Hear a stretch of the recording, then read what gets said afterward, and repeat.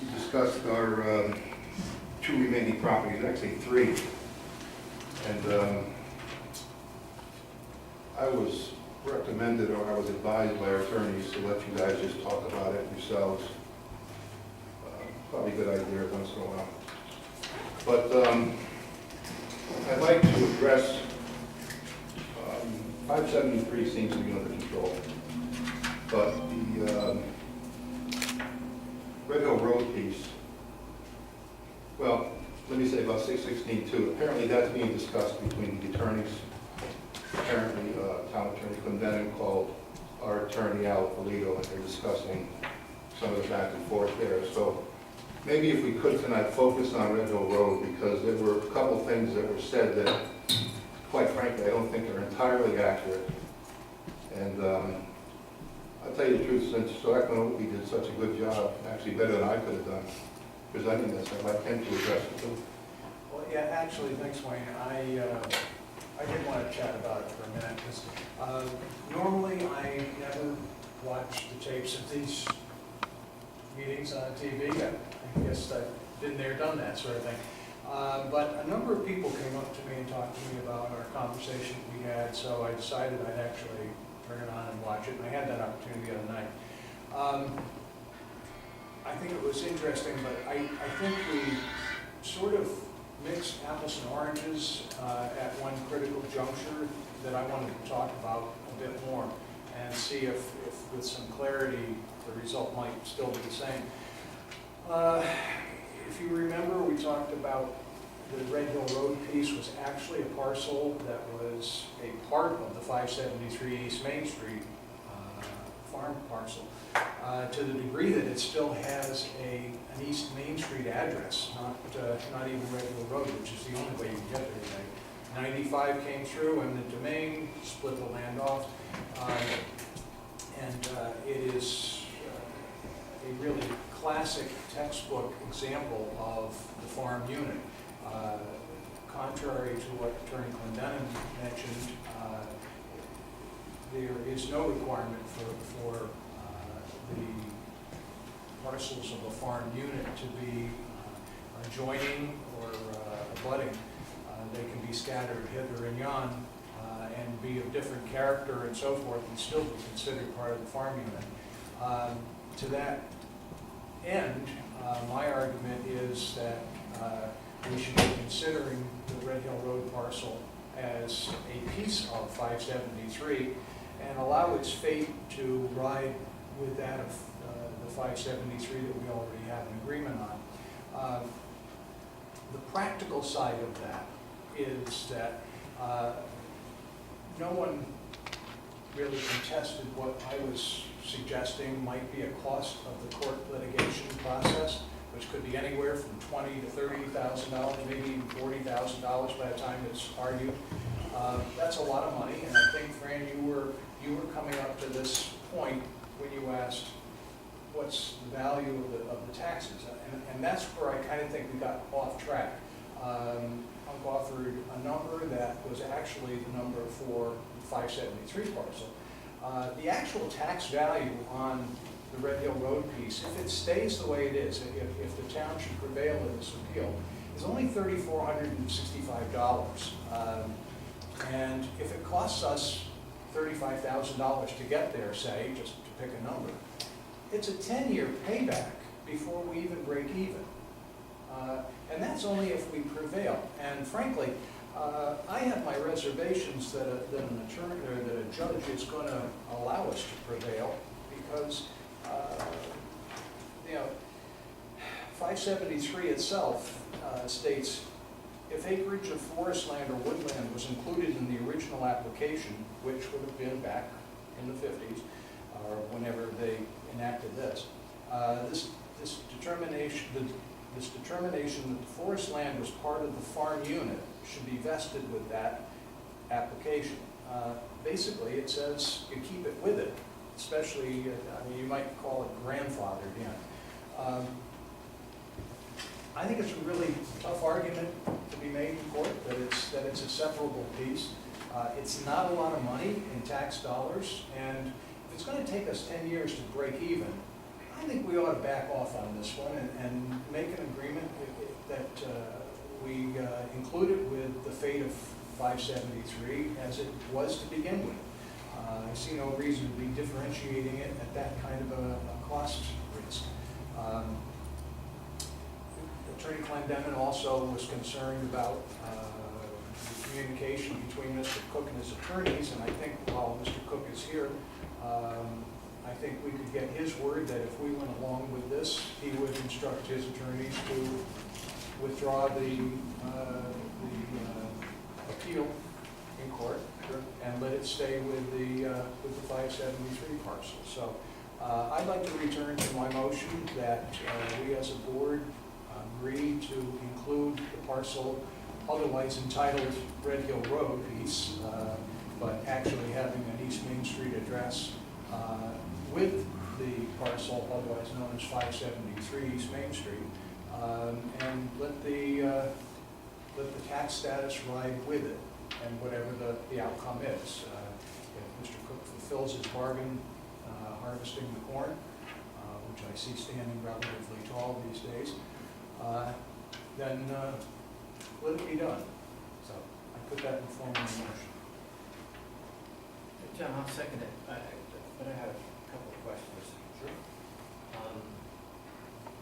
The $3,465 figure, tell me, That's, I think, the right number. I got it off. that's what,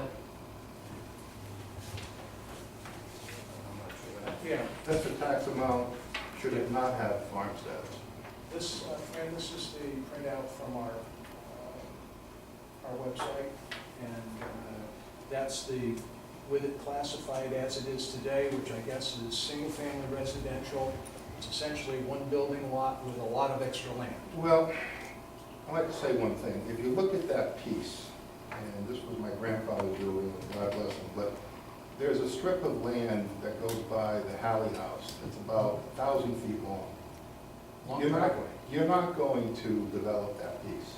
Matter of fact, it was under serious consideration, and it still is, to get to the land. It's adjacent to land trust property. It is, it's adjacent to the Van Lee piece. We just held on to it in case we needed it for some reason in the case of mitigating wetlands. We didn't know if we would or not, but that was the only reason. But it's not going to be developed because it's just impractical. You're not going to bring utilities that far for one house or even a couple houses. It's a long driveway to show it. Well, it is.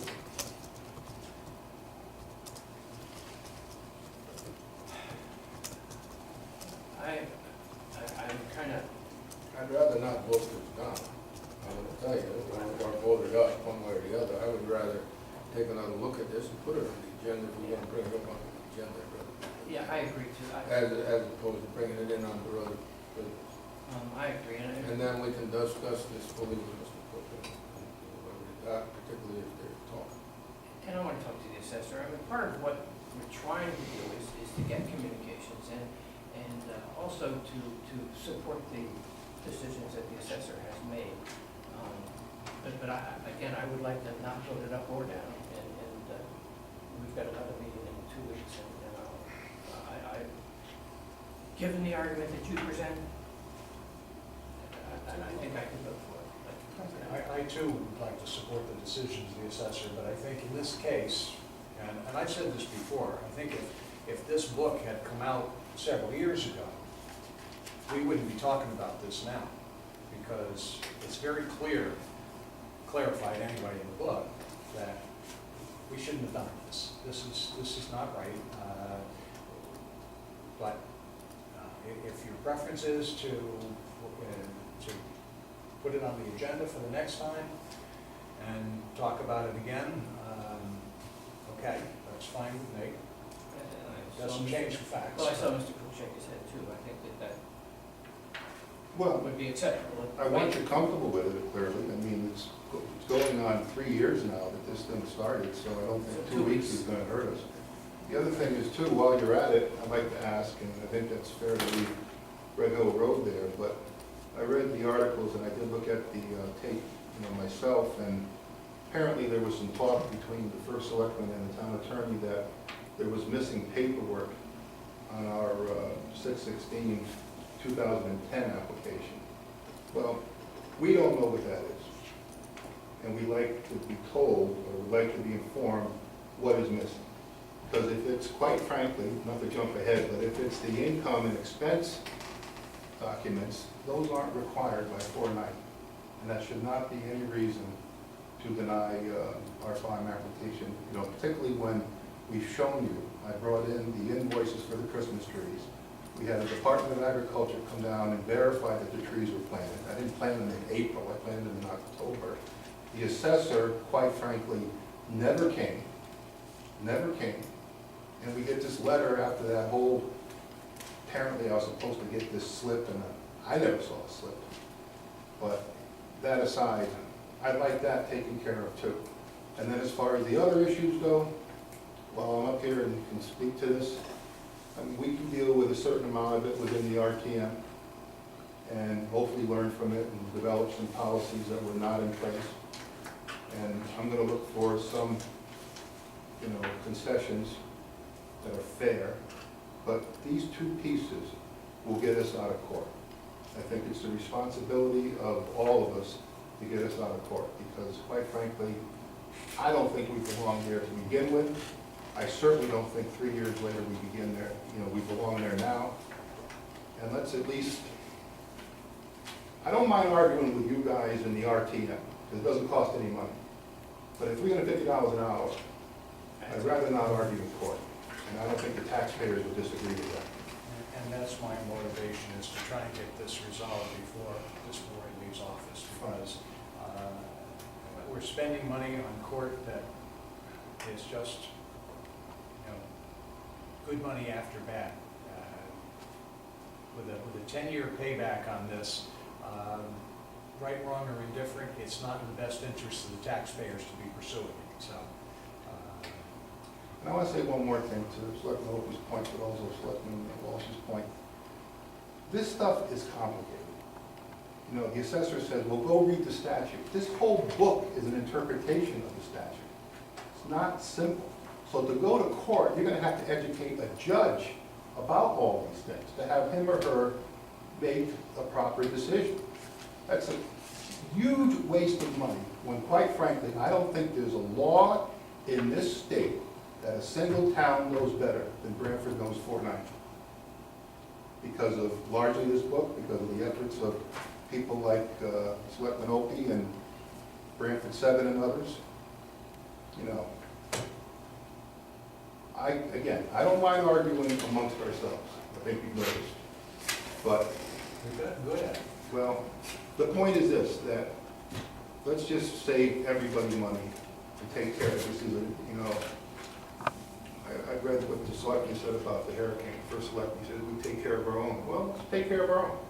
We don't need somebody coming in and telling us how to do it. We should know by now. I think that's reasonable.